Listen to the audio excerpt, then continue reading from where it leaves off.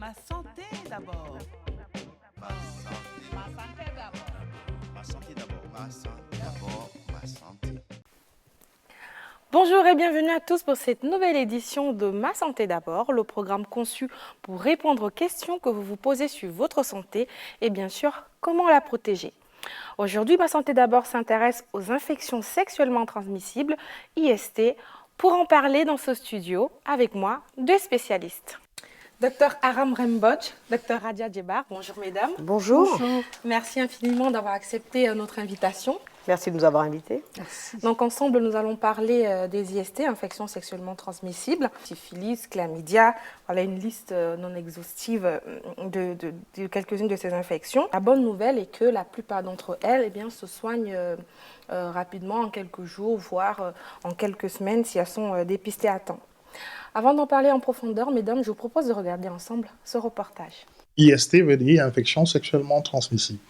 Il y a quelques années en arrière, on parlait des maladies sexuellement transmissibles. Et quand on parle de maladies, cela suppose, n'est-ce pas, qu'il y a, si vous voulez, n'est-ce pas,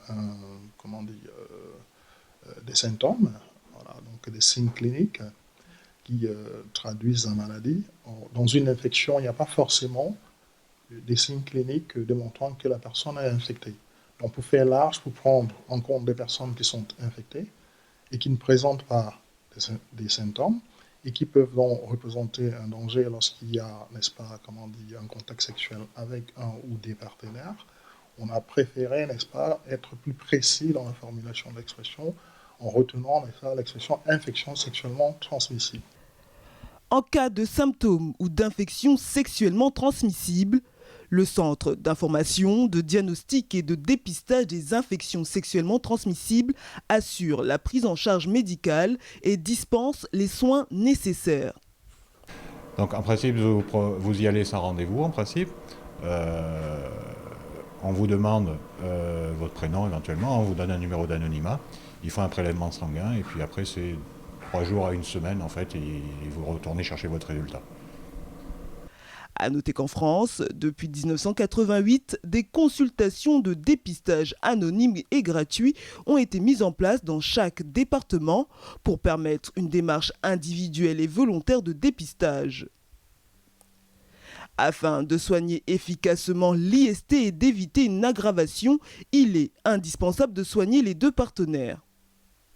En 2016, de nouvelles structures vont être créées en fusionnant les centres de dépistage anonyme et gratuit du VIH et des hépatites et le centre d'information, de diagnostic et de dépistage des infections sexuellement transmissibles. Cette nouvelle entité sera appelée CEGID, Centre gratuit d'information, de dépistage et de diagnostic. Aram Rembodj, je rappelle que vous êtes médecin à SIDA Info Service, alors peut-être un petit mot après ce reportage. C'est exactement ça, c'est-à-dire qu'effectivement, au début, on parlait de maladies sexuellement transmissibles, on s'est rendu compte que ça ne donnait pas toujours des maladies, donc ça a été transformé en le terme IST, donc infection sexuellement transmissible, c'est tout à fait ça. Et effectivement, il faut la prise en charge, en tout cas le dépistage se fait dans les centres de dépistage anonymes et gratuits qui vont devenir des CEGID, comme il a été dit dans le reportage, c'est exactement ça. Et docteur Radia, peut-être aussi revenir sur cette idée que toutes les IST n'ont pas forcément de signes visibles. Oui, tout à fait. Les infections sexuellement transmissibles peuvent passer complètement inaperçues et évoluer à bas bruit. Et certaines peuvent donner des complications qui sont graves, peuvent entraîner par exemple la stérilité chez les femmes ou donner des infections hautes chez l'homme. Donc ça, c'est plus des infections sexuelles, mais des infections des organes plus haut situés. Donc des vraies complications qui peuvent être très graves et très difficiles à traiter.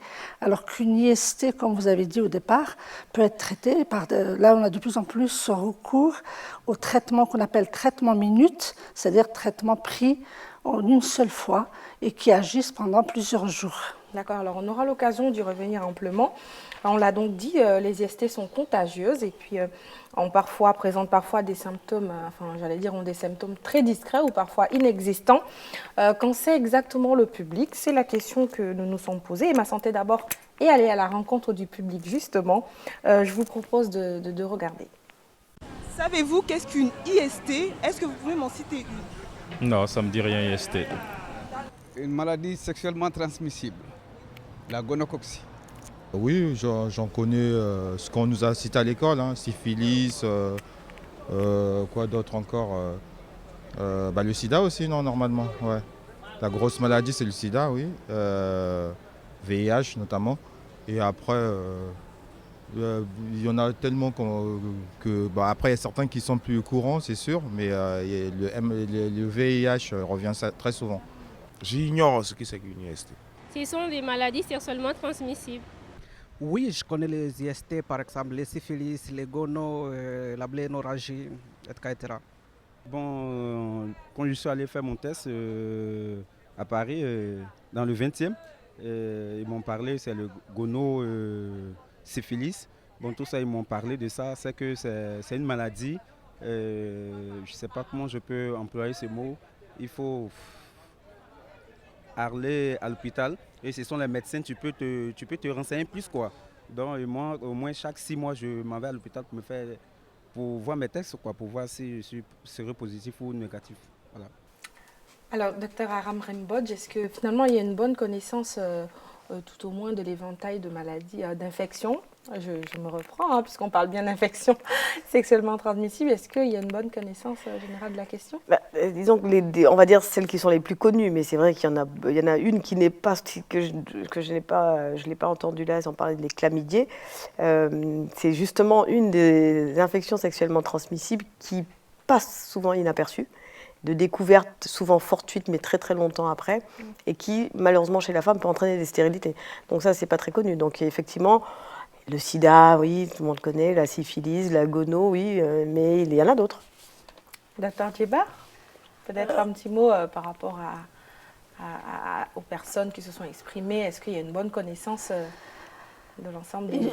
Pour la plupart, ils savent déjà que c'est des maladies qui sont transmises par les rapports sexuels. Donc même s'ils ne connaissent pas toutes les maladies, ils savent que c'est transmis par les rapports sexuels. Et la dernière personne que nous avons vue a même parlé de dépistage régulier tous les 6 mois, ce qui est très bien. Donc c'est vrai qu'on ne peut pas leur demander de connaître dans le détail, mais savoir qu'il y a un dépistage possible et que ça se transmet par les rapports sexuels, je trouve que c'est déjà bien.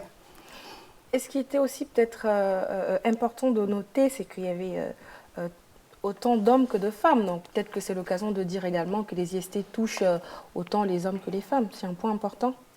Ah oui, de toute façon, comme l'a dit le docteur Djebar, c'est que ça se transmet par rapport sexuel. Donc, ce sont des rapports sexuels hommes-femmes, donc forcément les femmes sont aussi concernées, ou hommes-hommes. Donc voilà, oui, ça concerne beaucoup les femmes aussi et les hommes, oui. Voilà, donc les personnes que nous avons rencontrées ont posé beaucoup de questions aux spécialistes que vous êtes sur ce plateau, et je vous propose d'en découvrir la première série. Quels sont les symptômes d'une IST? Est-ce qu'on peut dépister les IST en une fois? Où dois-je consulter pour une IST? Voilà, on reparle des symptômes d'une IST, docteur. Il y a pas les IST sont nombreuses. Donc, nous, en tout cas, à SIDA Info Service, on a l'habitude de caricaturer un petit peu les symptômes des IST. On dit si ça coule, ou si ça gratte, ou si ça ne sent pas bon. Voilà, ça, c'est des signes, qui doivent alerter. Ou, voilà. Mais sinon, en fonction des IST, il peut y avoir plusieurs signes. Oui, ce qu'il est important de noter aussi, c'est qu'effectivement, ça peut gratter, ça peut couler, ça peut avoir des symptômes. Mais ce qui est important à savoir, c'est que parfois, ces symptômes sont brefs.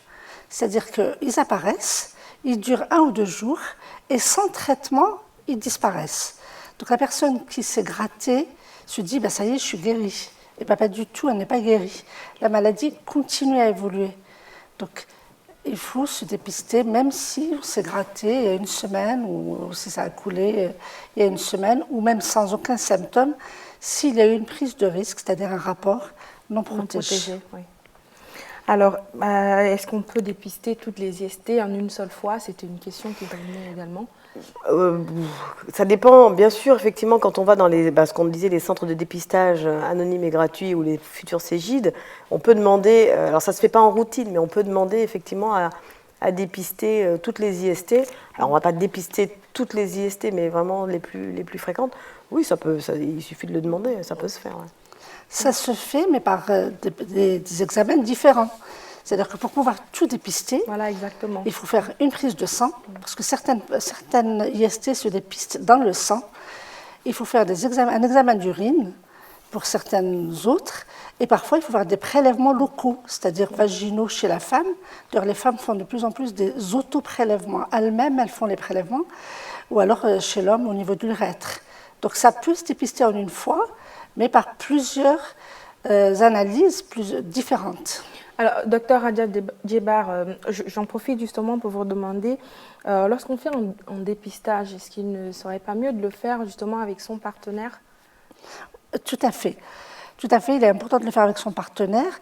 Et si on ne le fait pas avec son partenaire et que le dépistage diagnostique une IST, en général, le médecin recommande le traitement du ou des partenaires, parce qu'on peut avoir plusieurs partenaires. Il est important qu'ils se traitent tous les deux, même si le dépistage peut parfois être positif chez l'un, négatif chez l'autre.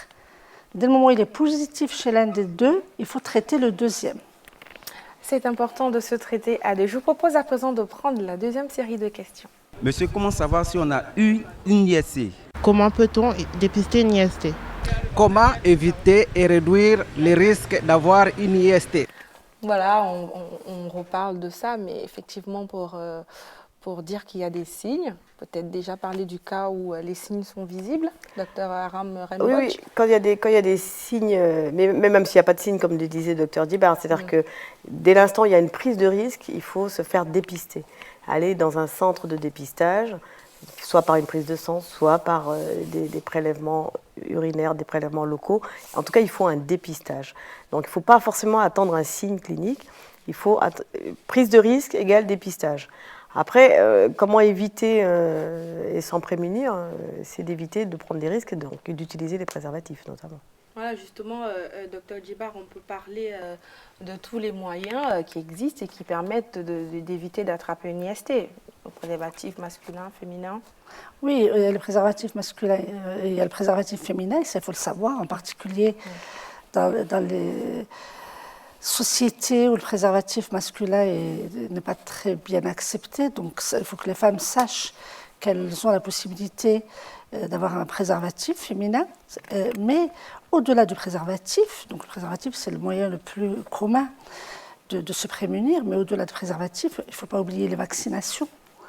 Il y a certaines IST qui peuvent être évitées grâce aux vaccinations. Donc il faut bien suivre son carnet de vaccination et se vacciner.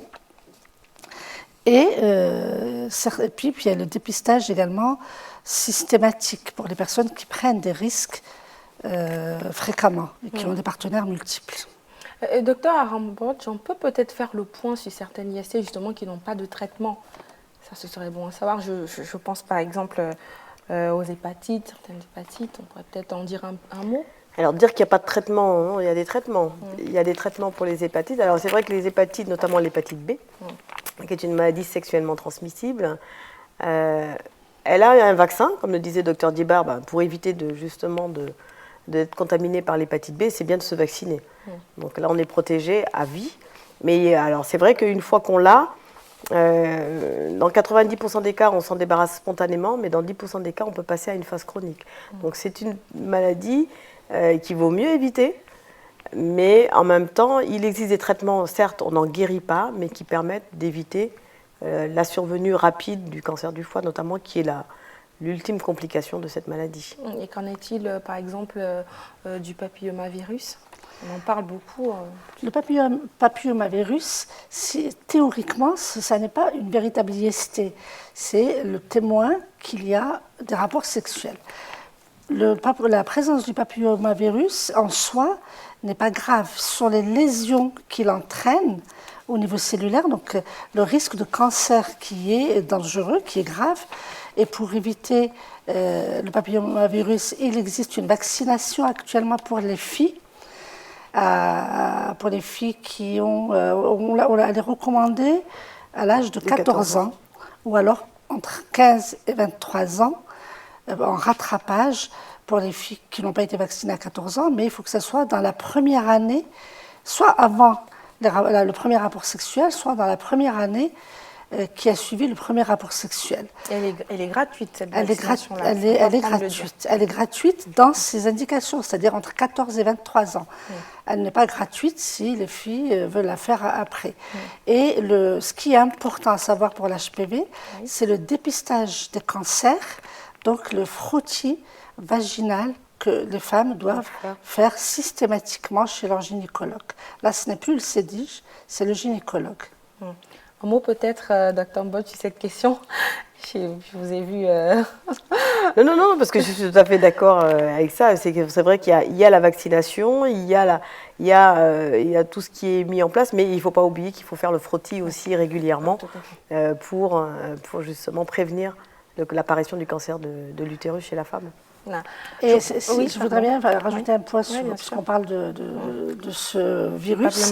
La vaccination n'empêche pas le frottis, parce que la vaccination protège contre 70% des virus qui donnent le cancer. Donc il reste 30% de possibilités en plus de la vaccination. Donc une femme qui s'est vaccinée doit quand même faire ses frottis régulièrement. C'est important à savoir. Notre prochaine série de questions, justement, y reviendra. Je vous propose de regarder. Pour qui est recommandée la vaccination contre l'hépatite et les papillomavirus? Quelles sont les IST les plus fréquentes? Peut-on guérir les IST les plus courantes? Voilà, donc on parle de la vaccination contre les hépatites. Pour qui est-elle recommandée? Elle est recommandée, déjà, de façon, là déjà, par rapport à ce qui est retenu dans la loi ici en France, elle est recommandée en tout cas pour les personnes, les nouveau-nés déjà de femmes porteuses de l'hépatite B. Oui. Elle est recommandée pour les gens qui ont des rapports sexuels à risque, en tout cas dans certaines populations, pour les voyageurs dans des pays d'endémie, parce qu'il y a aussi tout ça qu'il faut prendre en compte. Et ici en France, en tout cas, elle est obligatoire pour les professionnels de santé.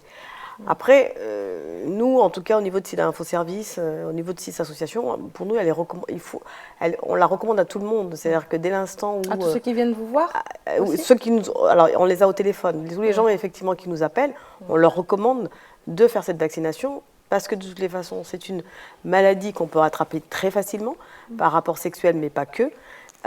Et du coup, voilà, le virus est très très contaminant, donc c'est bien de s'en protéger. Donc c'est une recommandation qu'on donne à peu près à tous les gens qui nous appellent. Après, les gens choisissent de le faire, ou pas. Mais il serait plus judicieux de le faire. Quand on voit les conséquences, en tout cas, de la maladie, l'évolution vers le cancer du foie, qui est quand même une grosse catastrophe. Voilà. Docteur Djebar? Oui, la vaccination contre l'hépatite B n'est pas obligatoire. C'est-à-dire que par exemple en France, quand les enfants arrivent à l'école, il y a un certain nombre de vaccinations qui est obligatoire, sinon ils ne sont pas admis dans la collectivité. Donc la vaccination contre l'hépatite B n'est pas obligatoire, mais elle est fortement recommandée, parce qu'elle protège vraiment d'une pathologie qui peut être grave. Et là, en France, ce qui se fait actuellement, c'est qu'on vaccine les enfants en même temps qu'on les vaccine contre la polio, le tétanos et autres. On les vaccine contre l'hépatite B, donc dès la naissance pratiquement. Et il faut savoir qu'en Afrique, il y a également une campagne de vaccination des nouveau-nés de façon systématique. Parce que comme on n'a pas les moyens de faire une sérologie à toutes les femmes enceintes, donc on considère que tous les bébés sont à risque et on les vaccine à la naissance tous. Oui, docteur. Oui, et puis par rapport au papillomavirus, comme l'a dit Dr Djebar, effectivement, c'est la vaccination recommandée chez les jeunes filles à partir de 14 ans ou un an après le début des rapports sexuels. C'est important de le rappeler.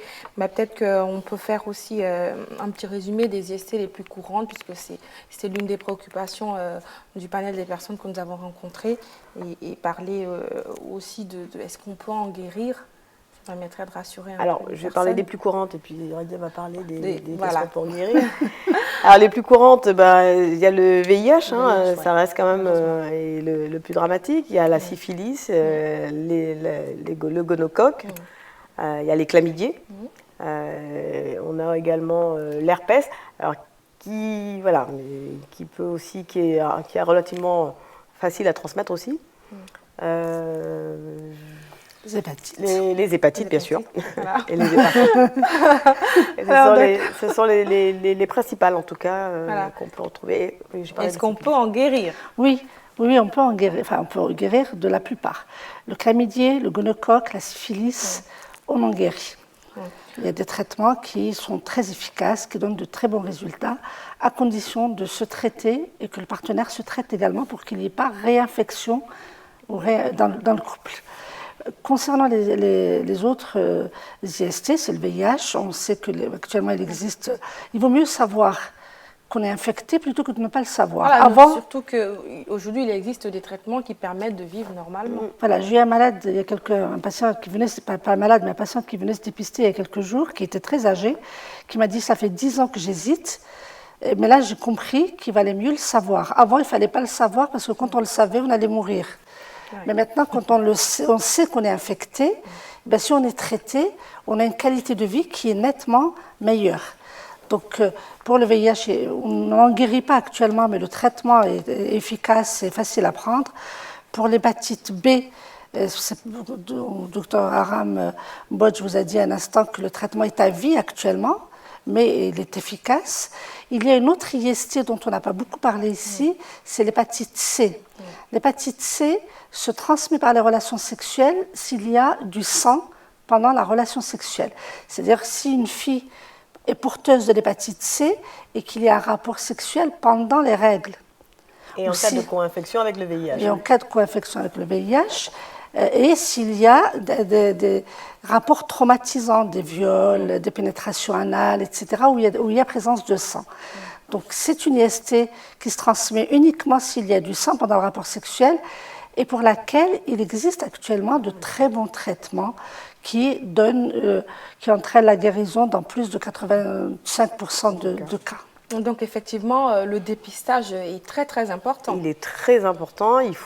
On ne peut pas traiter quelque chose qu'on ne connaît pas. Donc, alors, pardon, mais allez-y. Non, c'est très important de se faire dépister et c'est vraiment ça, c'est primordial. Voilà. Peut-être qu'on aura l'occasion de revenir sur la fusion des centres de dépistage. Vous avez parlé de ça au début de cette émission, mais je vous propose à présent de prendre l'extérieur. Au niveau de tout ce qui concerne les IST, le meilleur moyen de toute façon, c'est le préservatif. Il n'y a pas d'autre moyen. Et puis voilà. Ensuite, pour le VIH, on a d'autres systèmes de prévention. Enfin, chacun met en place un petit peu son système de prévention avec tous les types de dépistage. Et pour tout ce qui est les IST, le VIH, le meilleur conseil, c'est de toute façon renouveler le plus souvent possible les dépistages. Voilà, vous l'avez souligné suffisamment. La prévention des IST repose donc sur l'utilisation du préservatif masculin et féminin. Et donc pour chaque rapport sexuel et avec chaque partenaire dont on ne connaît pas le statut en termes de contamination, soit par le VIH ou par les autres IST. Justement, s'agissant du dépistage, peut-être c'est l'occasion de revenir sur la fusion des centres de dépistage en ce qui concerne le VIH et des infections sexuellement transmissibles dont vous avez parlé au début de l'émission. Oui, alors c'est pas quelque chose que je maîtrise bien. Je pense que peut-être le docteur Djebar a plus d'informations. Mais disons qu'il y a des centres de dépistage anonyme et gratuit et il y avait ce qu'on appelle les CIDIST, qui sont des centres de dépistage des IST. Et voilà, donc il y a eu une fusion des deux pour permettre une meilleure approche du dépistage, une plus grande globalité du dépistage et une meilleure prise en charge des personnes qui viennent dans ces centres. Parce que dans les CIDIST, il y avait de la prise en charge médicale aussi, de traitement entre autres,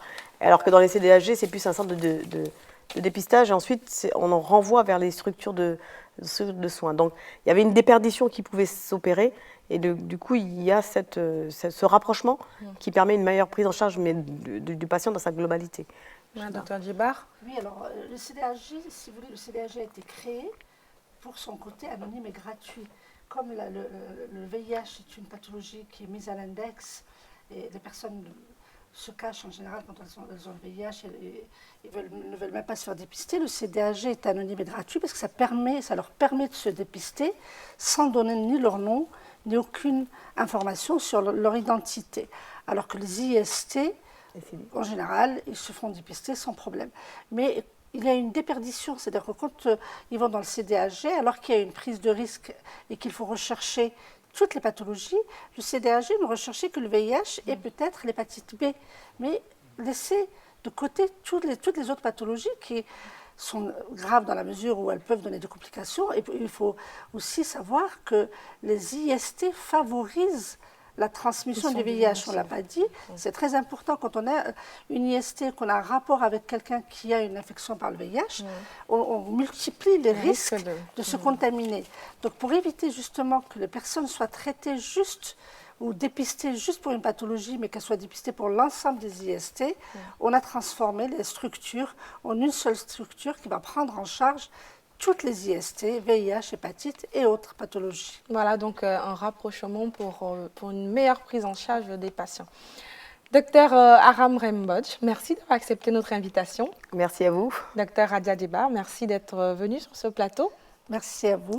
Vous pouvez retrouver toutes les informations utiles sur les IST sur le site de l'INPS, dont l'adresse s'affiche sur votre écran. Vous pouvez également composer le numéro vert qui s'affiche également. Je vous dis à très bientôt pour une nouvelle édition de Ma Santé d'abord. Ma santé d'abord. Ma santé d'abord. Ma santé d'abord. Ma santé.